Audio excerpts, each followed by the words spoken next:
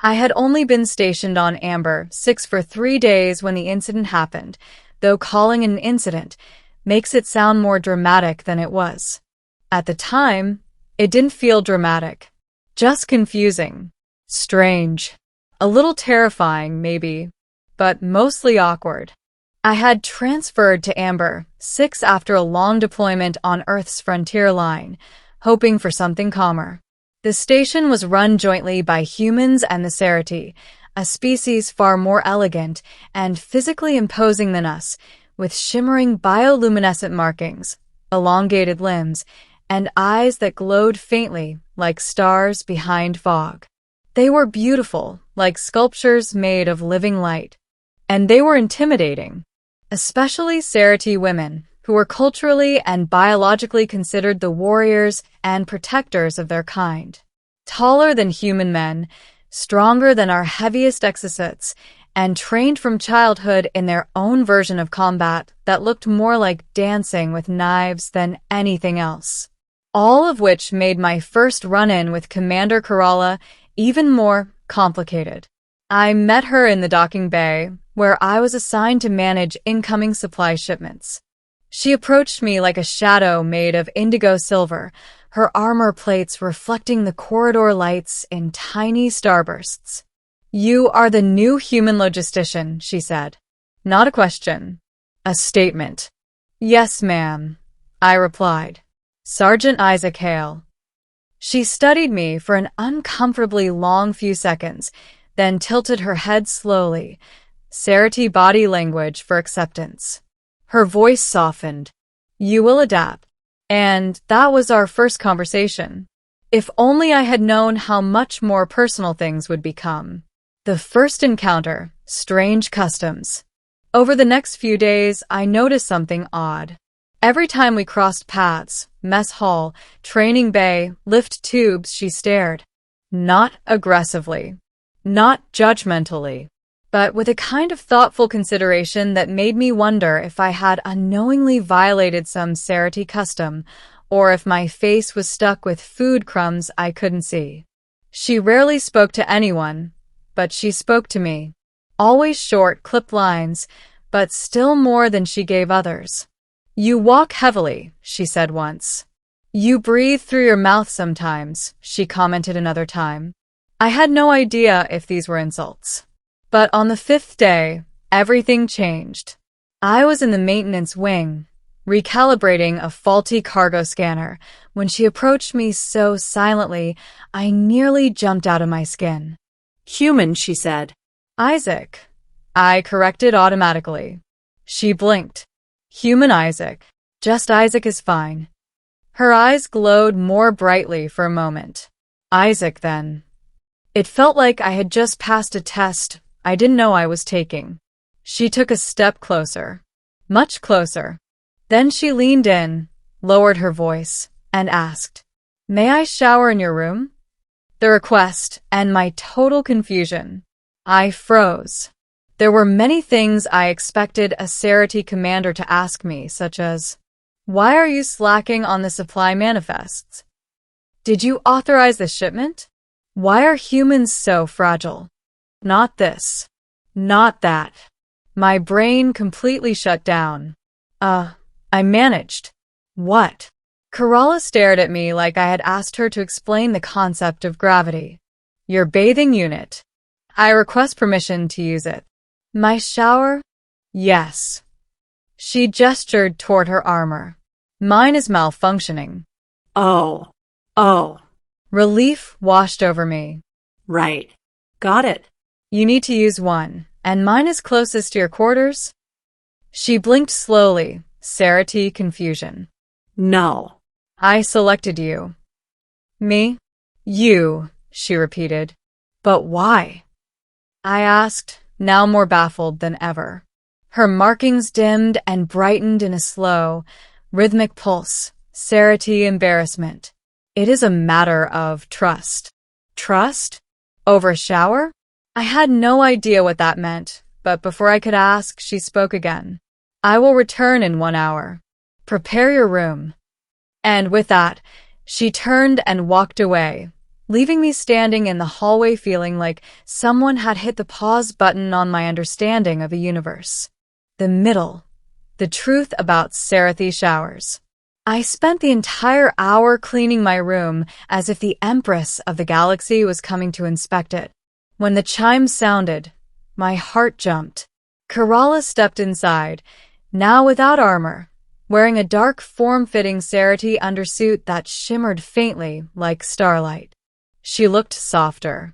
Not less imposing, but more real. "Thank you," she said quietly. "This means much to me." "Sure," I said, trying not to sound nervous. "Shower is through there." She hesitated at the doorway. "You should remain nearby. It is custom." I blinked. Custom for what? For witnessing. "Oh no. What do you mean by witnessing?" She tilted her head again. "Among Serathi, bathing is a symbolic act. When one asks to use another space, the host is expected to remain present to show acceptance." "So, you want me to stand in the bathroom? With you?" She looked offended. "Of course not. You will sit outside the door. Listening." "Listening to what?" She blinked slowly again. "To ensure I do not slip and die." I stared. She stared. A very long silence passed. "Oh," I said finally. "So, you just need someone nearby in case something goes wrong." She nodded. "Exactly. What else would the purpose be?" "Nothing," I squeaked. "Nothing at all." My face probably looked like a supernova. The shower and the unexpected revelation. The shower started. It was loud. Serathi water pressure levels must have been set to strip paint. From the other side of the door, Kerala spoke suddenly. "Isaac." "Yeah?" "Why did you react with alarm when I asked that question earlier?" This was the moment. Do I? A. Lie. B. Pretend humans don't have cultural contexts. C. Jump out the airlock. I chose honesty. Humans usually only shower in someone else's room if they're very close, I said carefully. Like romantically close. Silence. Then, Ah. a few more seconds. I see. Another pause. I did not mean to imply mating intent. I nearly choked. I know. It's okay. But, she added softly, I chose you for a reason. My heart stopped. Why? I asked. The water hissed to a stop. She spoke through the steam. Because you look at me without fear. I swallowed. Should I be afraid? Yes, she said simply. All should fear a Serathi commander. Do you want me to be afraid of you? No. The door opened, steam spilling into the room like fog. Kerala stood there, glowing markings faint beneath droplets of water, her expression unreadable but softer than I had ever seen. I want honesty, and you give it. Cultural misunderstandings and growing trust. Over the following weeks, everything changed. Kerala and I started talking more, training together, even eating in the same corner of the mess hall. Serathi soldiers whispered about it. Humans whispered louder. Serathi culture valued trust above all things. Their warriors bonded by sharing vulnerable moments, cleaning armor, meditating, bathing rituals, all of which required absolute openness. By asking to shower in my room, she had extended a gesture usually reserved for trusted partners or comrades. And I had no clue. But she forgave the misunderstanding. Once. The second time she asked to use my shower, because hers was under maintenance again, I understood exactly what she meant. And I accepted. Every time. Because I trusted her too. The attack and the real warning. The night everything changed, Amber 6 came under sudden assault by an unknown raider faction. Explosions rocked the station, alarms blared, and the lights flickered like dying stars. Kerala and I were in the cargo bay when it happened. She spun toward me immediately. Isaac, stay behind me. Not happening. Her eyes glowed fiercely. You cannot protect against what is coming. Maybe not, I said, grabbing a pulse rifle from a wall rack. But I can protect *you. She paused, actually paused. A Serathi commander, shocked still. Then something happened I never expected. She whispered. Soft. Urgent. Barely audible. Stay alive. That is my warning. It was the first time she sounded afraid. We fought our way through smoke and chaos, her movements a blur of lethal grace, mine far more clumsy but stubborn. At one point, debris collapsed around us, sealing off the escape route. She shoved me aside, taking the brunt of the impact. Are you crazy? I yelled. I warned you, she hissed, struggling to stand. My life is more expendable. No, I snapped. Not to me. Something shifted in her gaze. Something deep. Something warm. The ending, what she really meant.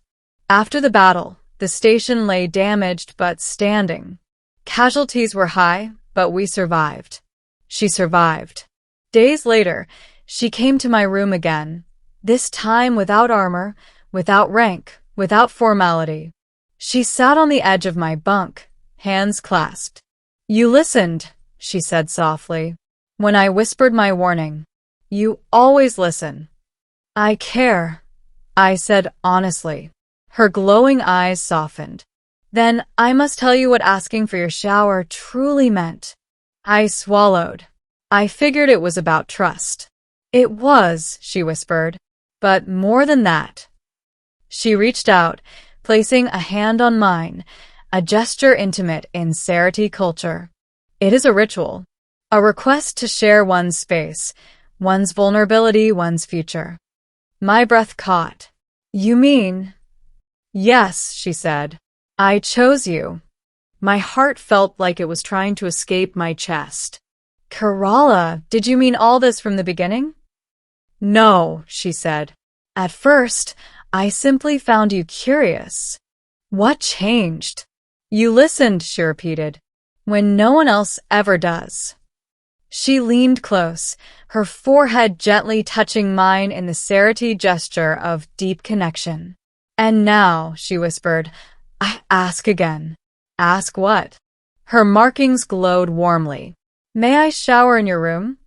This time, I didn't hesitate. This time, I understood.